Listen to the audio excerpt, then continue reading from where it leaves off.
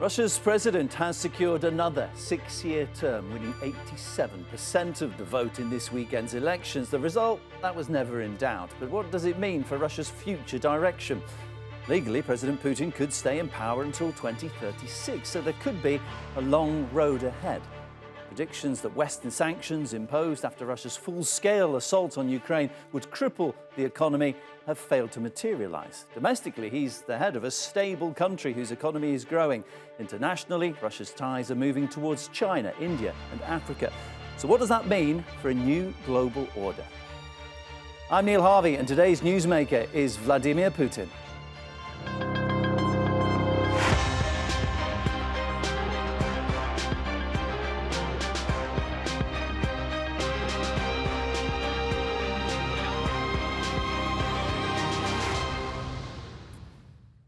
We'll start with Russia's domestic outlook. Russia's come a long way since the chaotic days after the dissolution of the USSR. The Yeltsin era during the 1990s saw the rise of oligarchs, but the general population suffered. The shift to a market-based economy was traumatic. Russian GDP shrank by up to 40% as hyperinflation and a falling currency caused widespread hardships, including food shortages. Vladimir Putin's rise to power in 1999 coincided with a boom in gas and oil exploration. He's enjoyed high approval ratings throughout the majority of his rule, and this is what he had to say in his election victory speech.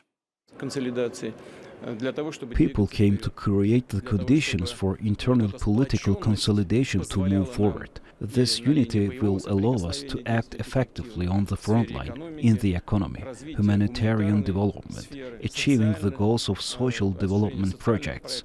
We have huge development plans. People felt that and came to create the conditions for development and the strengthening their fatherland, Russia.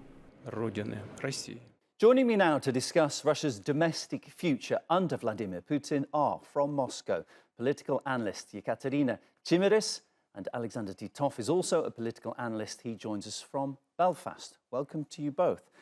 Coming first to you, Alexander. Vladimir Putin has started a war with a neighbouring country. He's restricted free speech in the country. And voters have said, it seems overwhelmingly, will take 6 more years of this president. Putin has a huge mandate. How would you describe the basis of his support? Who votes for him? Well, there is quite a lot of different constituencies in Russia which vote for him. We also have, of course, the political system itself attuned to providing maximum support, public support from within Russia as well. The key constituencies, of course, is the patriotic-minded public, the people who rely on the state for its employment, so state employees, which might include a lot of state corporations, from gas, oil, to military-industrial complex. As well as a wide range of other people who might want to support him.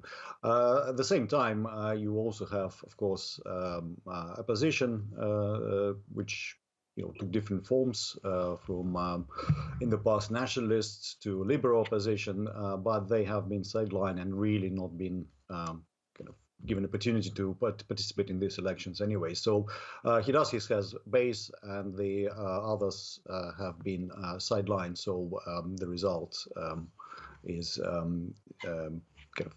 speaks for this development over the last 20 years, I suppose.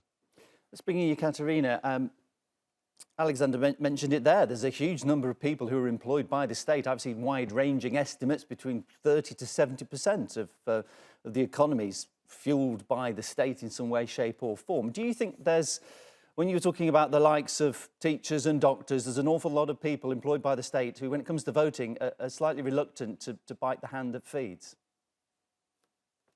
Well, most of the workers that are incorporated in state or public sector in Russia, they have specific motivation to work there. As recent research shows, the state sector appears to be more stable in such turbulent periods in economics, and that is why public sector workers, they are more or less satisfied with the current situation in Russia. Moreover, they have additional social benefits and preferences from the system. And once again, comparing with the 90s, with the situation after the collapse of the USSR, most of public sector employees, they do live much better now. That's why they form this core group of support for the current president. And that's an argument I've heard before, that, you know, for all the criticism of Vladimir Putin, he has actually created conditions where there are a lot of social benefits for people, and there's an element of comfort for a lot of, certainly, state employees.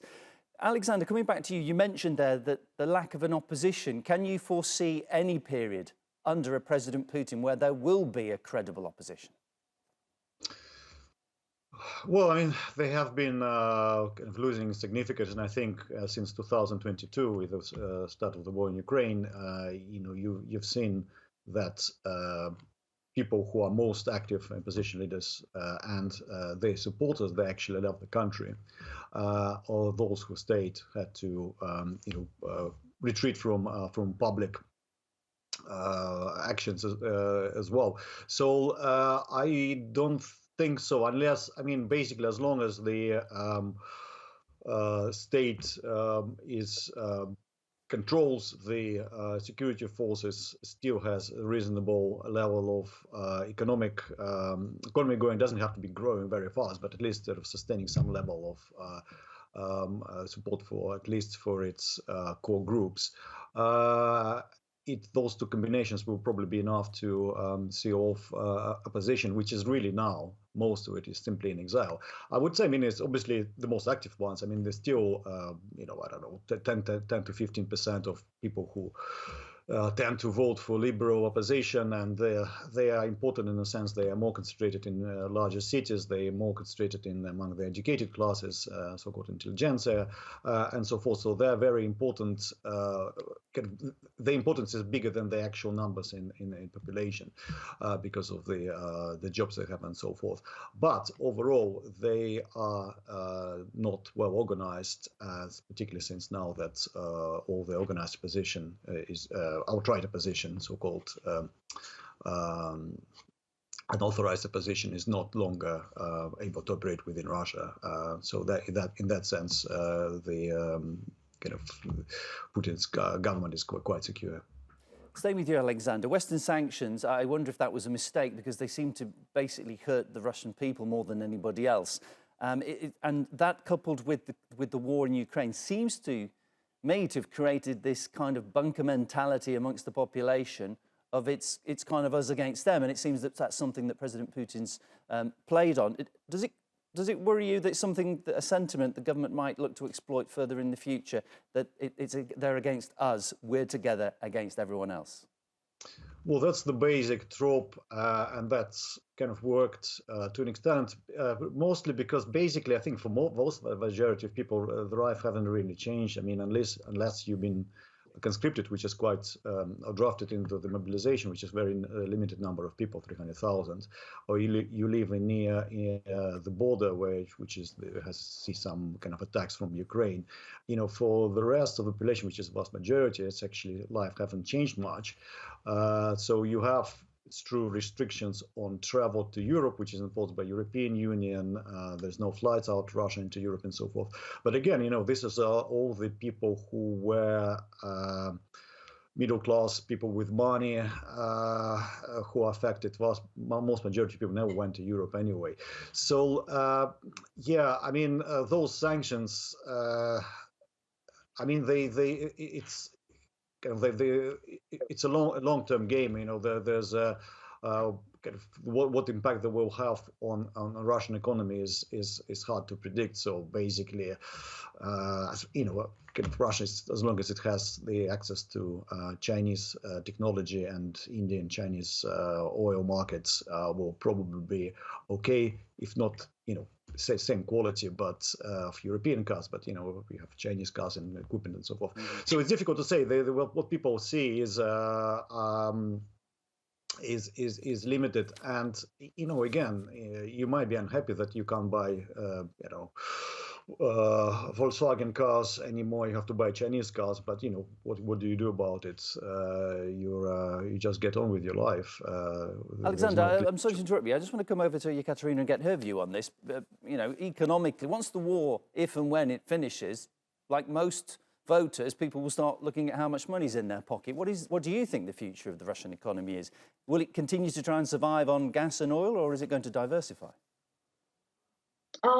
Well, speaking about Russian population and Russian state and economy, we should keep in mind one very important issue.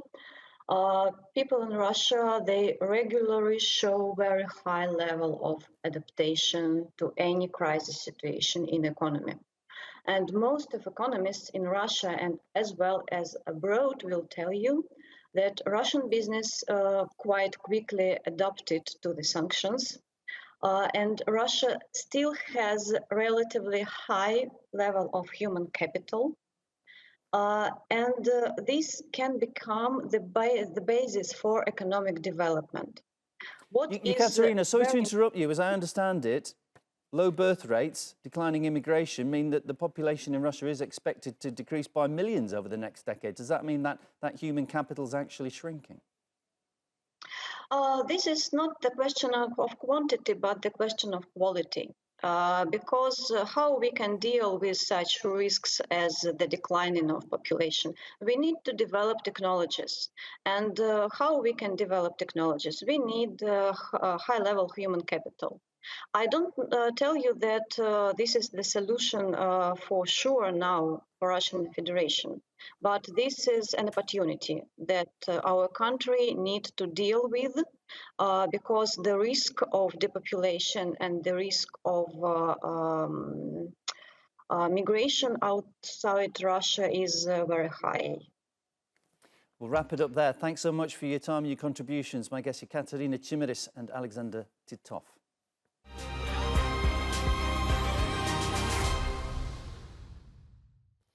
So what about Russia's wider role in the world? Since Vladimir Putin rose to power in 1999, his relationship with Western countries has been rocky, to say the least. And now, since the full-scale assault in Ukraine began 2 years ago, they're at one of their lowest ebbs. Western sanctions on Russia have forced it to look east, with trade now increasing with the likes of China and India.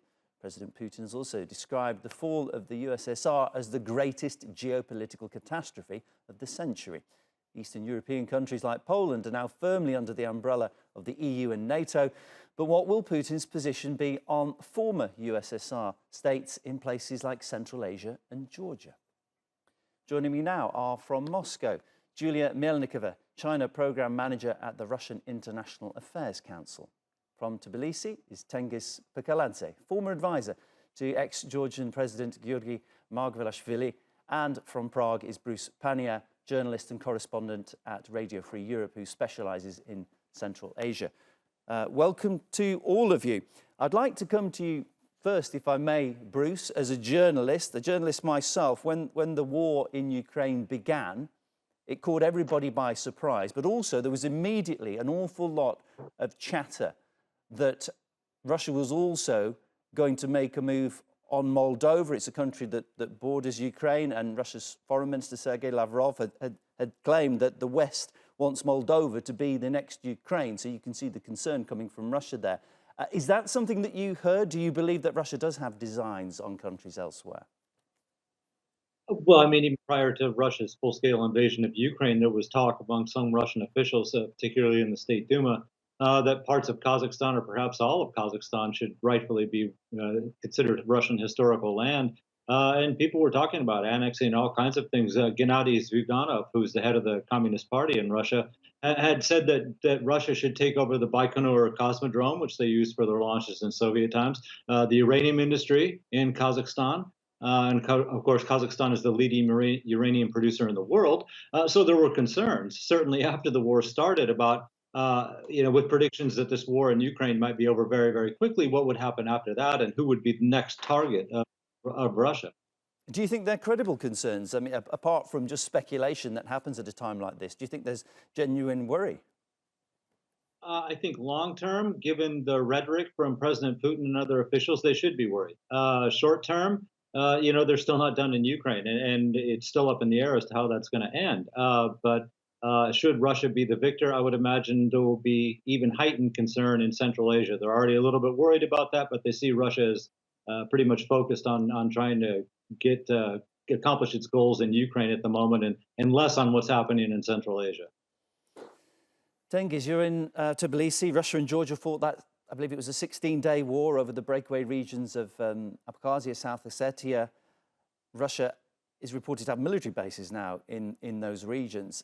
If you go to Georgia now, you see an awful lot of Russians there. Tbilisi in particular seems extremely friendly to Russians. How would you assess relations now between the countries? Relations are the same as we had years ago. That we always had complications. Nothing against Russian people, but there are so many problems with Russian government. And you mentioned the war, probably a war of 2008, but let me remind to our audience that the war in Georgia started in early 90s, since the very first dates when we declared our independence. And since that time, Russia was engaged in this conflict. So that's why situation is still quite alarming. To our territories, 20% of our territories are still occupied. And almost daily basis, we are witnessing kidnapping and torture and even execution of Georgian citizens and militarization of those territories. They are beyond of control of central government. And once again, Georgia still remains as one of the unprotected country in this region, regrettably. I mean, what you see in Ukraine now with the war there, that must hit very close to home. How concerned are you that Georgia might be somewhere near on the list of where to invade next? Georgia was first in the list, and if the world would respond properly in 2008 or earlier, we would avoid aggression in Ukraine.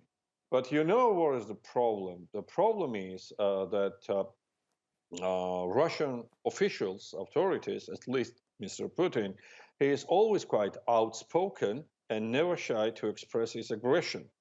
And the problem is that others, Western leaders, they don't believe it.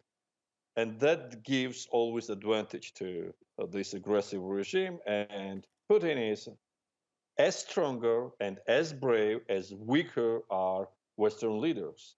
And when he sees disorientation and splitting opinions and fighting in Western blocs, he always takes that as an advantage. And all this rhetoric that do not irritate Russia, and that's why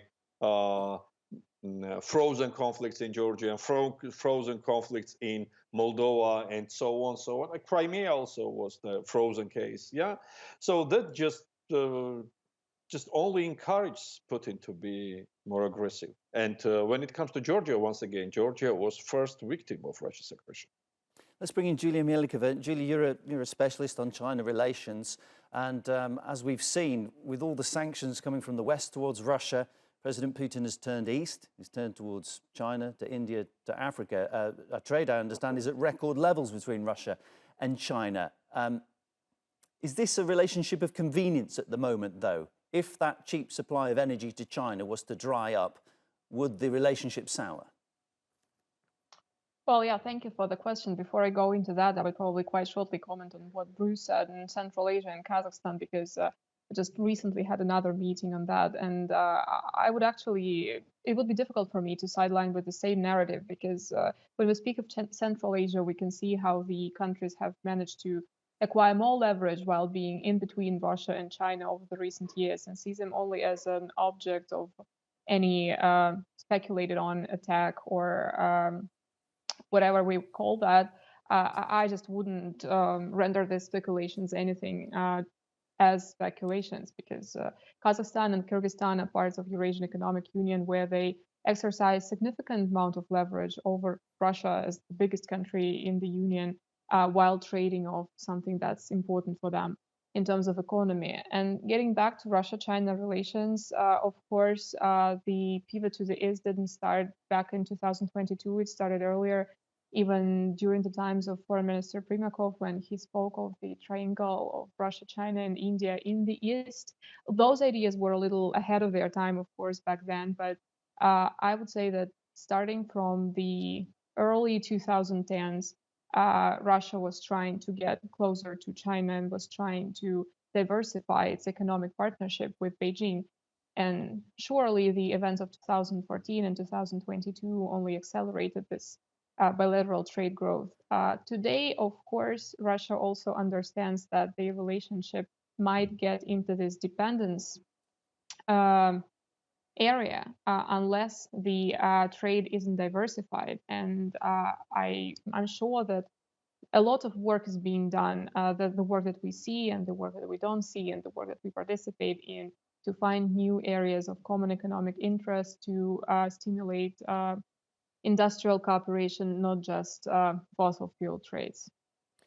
Bruce, if you look at Russia's neighbours in Central Asia, I mean, you go to Russia, you see a lot of immigrant workers there from places like Kyrgyzstan, Tajikistan. Russia seems to depend on them as a workforce. Is that would it be fair to say that these are friendly nations, or is it just, again, Russia finds it convenient?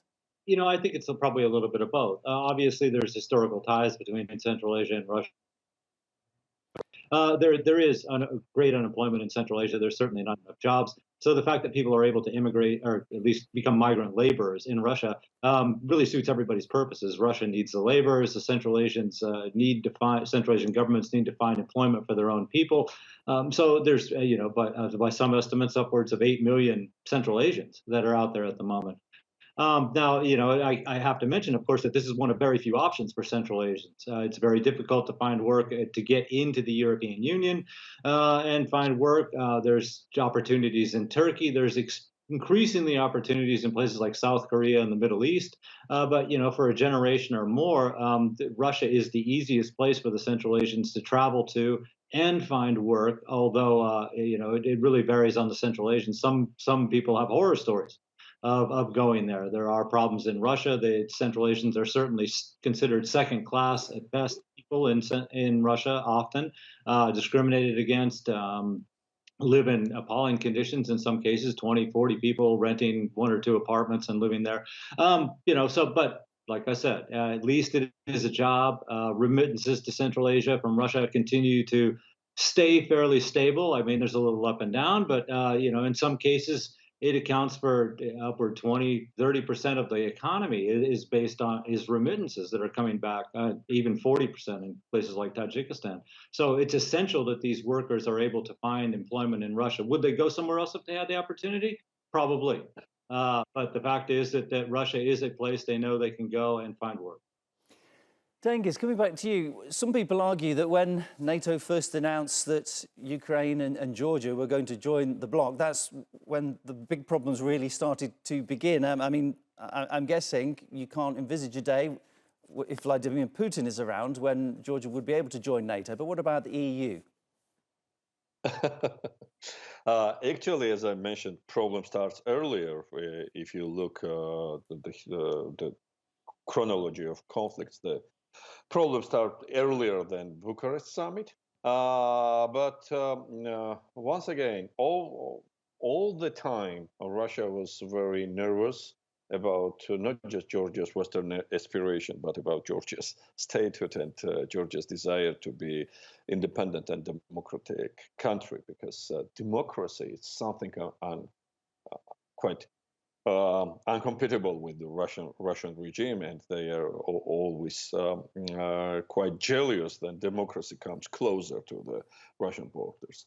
But once again, this is our choice of Georgian people, and you know that more than 80% of Georgian population supporting EU, and more than 70% of Georgia population supports NATO, and those numbers are quite sustainable. And despite of occupation, aggression, and all the problems we had last 30 years, we are very persistent in that way. And I see Georgia's future in both alliances, be it EU or NATO. In EU, we already have candidate status, and we are about to open accession talks, and I do believe that we will have that in this year. Now, regarding the NATO situation, it's much complicated not because of